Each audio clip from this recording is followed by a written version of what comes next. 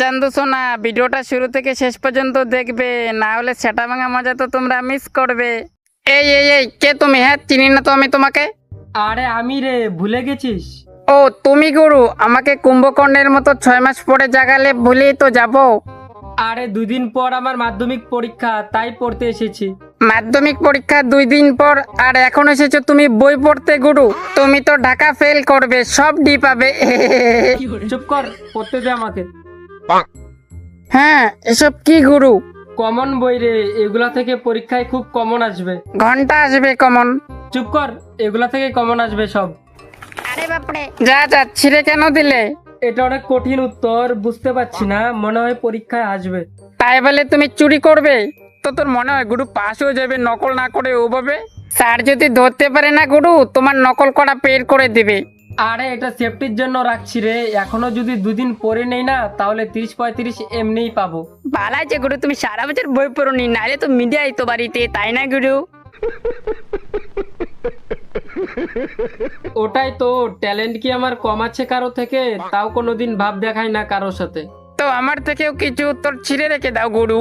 তোর মধ্যে কি আছে রে? শুধু ইংরেজদের হাউ মাউ খাও লেখা ছাড়া ইংরাজিতে?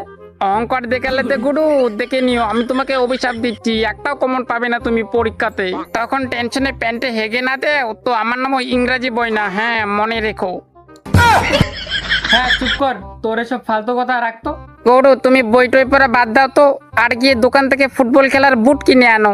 কেন রে, বুট কেন আনবো? আরে তুমি তো পরীক্ষাতে নকল করে এমনি পাস হয়ে যাবে, তাই বলছি তুমি বুট কিনে এনে ফুটবল খেলো মাঠে, তাহলে তুমি মেসি রোনাল্ডোর মতো বড় ফুটবলার হয়ে যাবে। হ্যাঁ সত্যি রে, তুই তো একদম ঠিক কথা বলছিস, পরীক্ষায় তো নকল করে আমি এমনিই পাস করব। তার থেকে বুট কিনে ফুটবল খেললে আমি তো মেসি রোনাল্ডোর মতো বড় ফুটবলার হয়ে যাব। আমি তাড়াতাড়ি বাজারে গিয়ে দোকান থেকে বুট কিনে আনি।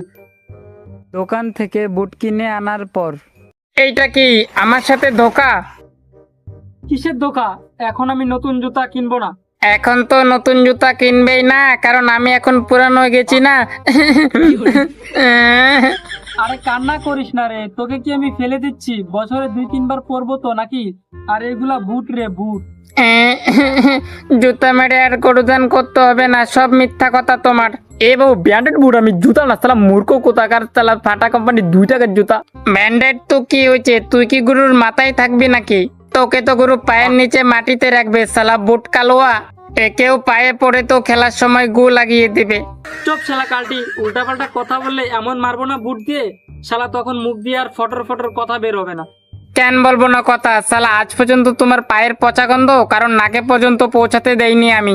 আর এই আটকে রাখতে পারবে তোমার পায়ের জঘন্য পচা গন্ধ? রাখতে পারবো আমি গুরু, মুচাতে সেন দিয়ে পড়বে তাইলেই হবো। হ্যাঁ রে, সেন্ট মেরে পড়লে আর গন্ধ বের হবে না, দেখলি সব উপায় আছে। হ্যাঁ হ্যাঁ।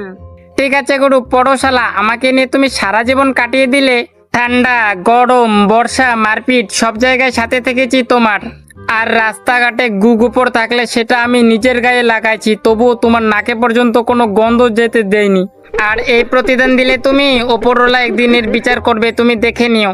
শোনা বাবু, তুই কি আমাকে তোর মতো 100 টাকা টাটা কোম্পানির জুতা পাচ্ছিস আমাকে?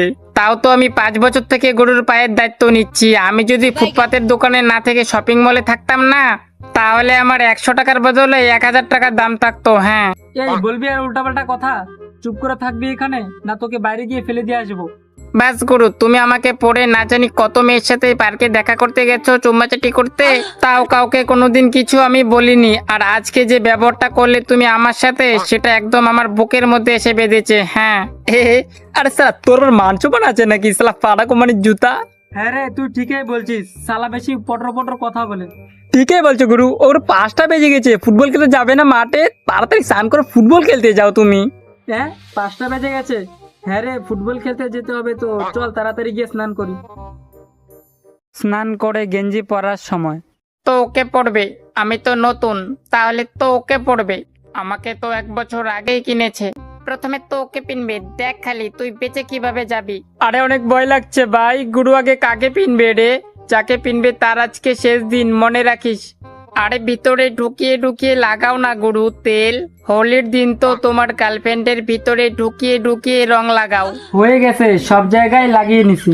তোকেই পড়বে, তোর কোনো কাম আছে রে? সারাদিন এক কোনায় পড়ে থাকিস সব সময়। তোর কাম আছে রে, তোর কোনো কাম আছে রে? আরে কি লাগাইছিস তোরা সবাই, হ্যাঁ? একেই তো পড়বে তাই না গুরু? খেলাতে আজকে শালা এমনিতেই এক কোনায় পড়ে থাকে। চপ শালা, সবগুলা গেঞ্জি তো নতুনই লাগছে, কোনটা যে পরবো। একটা বুদ্ধি আছে গুরু, চোখ বন্ধ করো আর আদি একজনের তুলে নাও, যারে তুলবা তারই পড়বা, বাস হয়ে গেল। হ্যাঁ রে, দাঁড়া। ওরে বাবা, ওরে বাবা, হাই ভগবান, ওপরে ওপরে, আরে সাইডে সাইডে। আমাকে না, আমাকে ঠিকই তুলছো গুরু, ঠিকই তুলছো। না, একে পারবো না, এ পুরনো হয়ে গেছে, বেকার। আমি বেকার? ওরে বাবা, বেঁচে গেলাম। আরে ওকে ওকে, না না না, আমাকে না, ওকে ওকে, আমাকে না। হ্যাঁ, এটা ঠিক আছে। আরে বাপরে, আরে আরে আরে, চিটিং চিটিং চিটিং করো তুমি গুরু, আমি তো কোনাতে ছিলাম। কি চিটিং করছি রে আমি?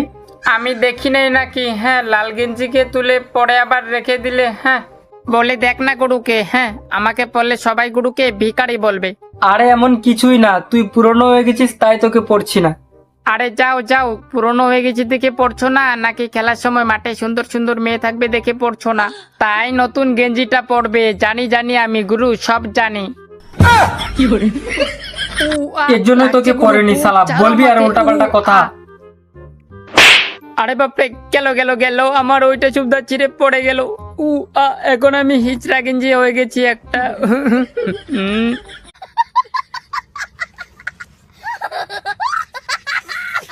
কি বন্ধুরা সবাই বলো, আমি কি একটা হিজড়া গেঞ্জি? বলো বলো কমেন্টে সবাই। আর হ্যাঁ বন্ধুরা, চ্যানেলটা সাবস্ক্রাইব না করলে তাড়াতাড়ি সাবস্ক্রাইব করো, না হলে এরকম মজার মজার ফানি ভিডিও দেখবে কিভাবে সবার আগে। তাই চ্যানেলটা সাবস্ক্রাইব করো আর ভিডিওটা বন্ধুর কাছে শেয়ার করো পাড়া। টাটা, বাই বাই বন্ধুরা।